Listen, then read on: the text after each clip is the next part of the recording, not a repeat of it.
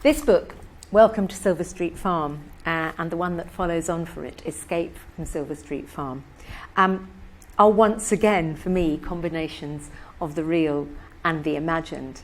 For many years, I had a small holding in Devon. I don't know if you have small holdings in America, but it's kind of like a mini farm.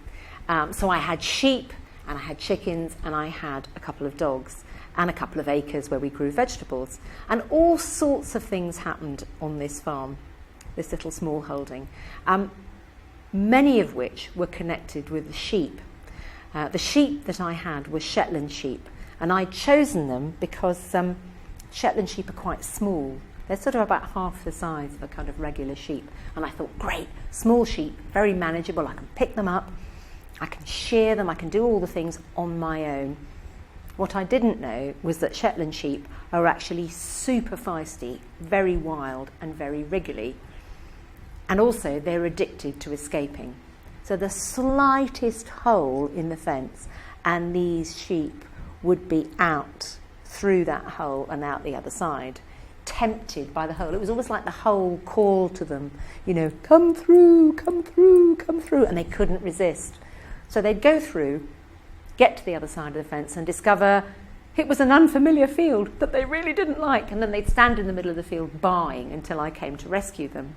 The other thing that happened with my Shetland sheep was that they were impossible to shear. With a normal, regular sheep, you stick them up on their tail and hold them between your knees, and they kind of sit there while you take their wool off. Shetlands, no, not at all. The only way I managed to shear my Shetland sheep, much to the amusement of my farming neighbours, was I would sit on their heads, hold their legs in a kind of wrestling wrap, and cut their wool off with a pair of kitchen scissors.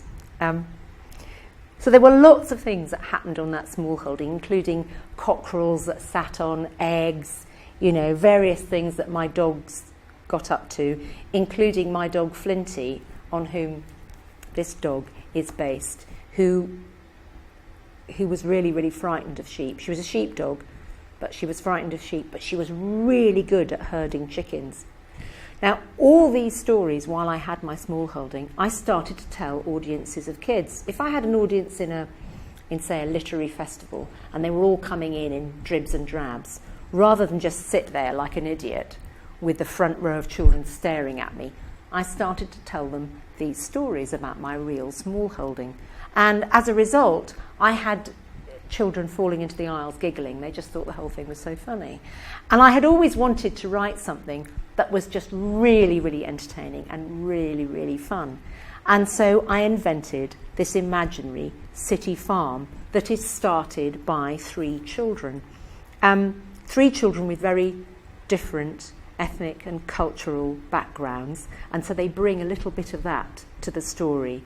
So all these stories are full of the real adventures that I had on my small holding with the animals. But they're also full of the real relationships that I've observed with young children. And also full of a sense of empowerment, because the kids in these stories decide they're going to do something and they make it happen for themselves, sometimes in spite of what the adults do and say.